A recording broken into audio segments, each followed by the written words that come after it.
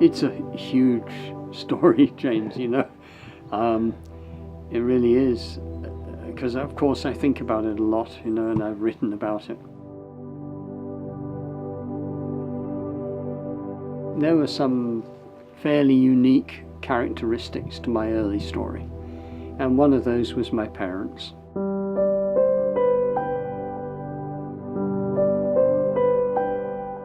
There were all kinds of ways in which really my parents signalled that there was an expectation somehow that we would be principled people. But it wasn't a heavy or onerous, it wasn't religious, it was a happy way of framing the world.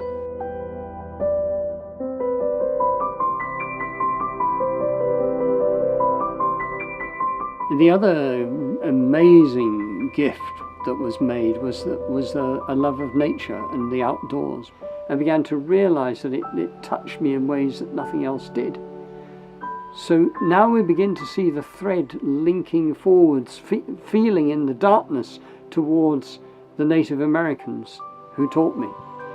Because in them I could suddenly connect this powerful storyline of sort of warriorship, but in a different way, with nature, with spirituality, and the sudden knowing that from this place of working for a just, peaceful, beautiful world, I might be able to find work.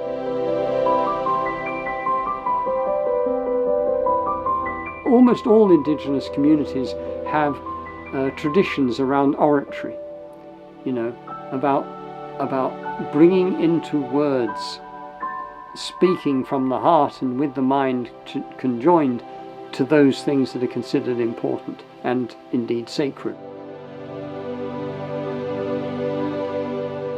So I began to imagine I could see a contemporary me that is a sort of descendant of this tradition. And then along comes, you know, Mac, you're not Native American, you're not a First Nations person, you know, but you have in your country your own indigenous storyline.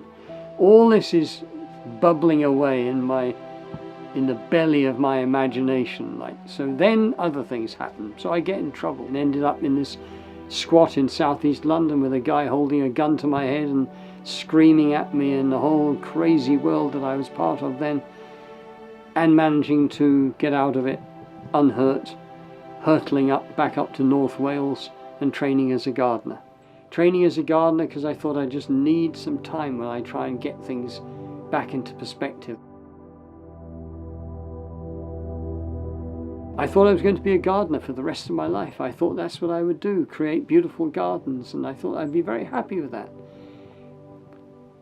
And then my first position, head gardener in a leadership development centre, outdoor leadership development centre. I asked to go and see what we're doing. The boss of the time says yes. I go and witness this group of Sainsbury's executives on an outdoor leadership development task. A fight breaks out between them, a fist fight. I intervene, and overnight I become a management consultant. You know, now I'm a facilitator of leadership education for corporate executives. So I'm not sure if this was a career path, if you see what I mean. And the choices behind it were sometimes random, sometimes stupid, occasionally insightful. But the magic of it is that it just gave me this great sort of spread of experience and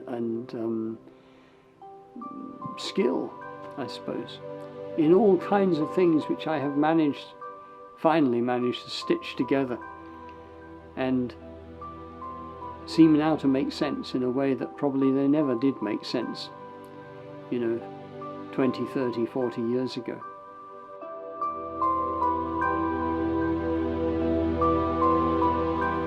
We are endlessly informed that we should be careful and that we should avoid unnecessary risk, and that we should first of all make ourselves secure, and then at some point in some far distant future we should maybe do what we'd really love to do, if indeed we even know what that is, which mostly we don't. So we have to ask ourselves, I think, a fundamental question, which is what matters to us? What kind of life do we wish to lead? If we say, well, actually I would like an adventure for a life, I would like a life that's pregnant with meaning, I would like a fulfilling life, I would like these sort of things, if that is our answer, then you cannot avoid walking into the unknown, because it won't be handed to you on a plate. It unfolds, and occasionally you find a light switch which will illuminate some part of your journey.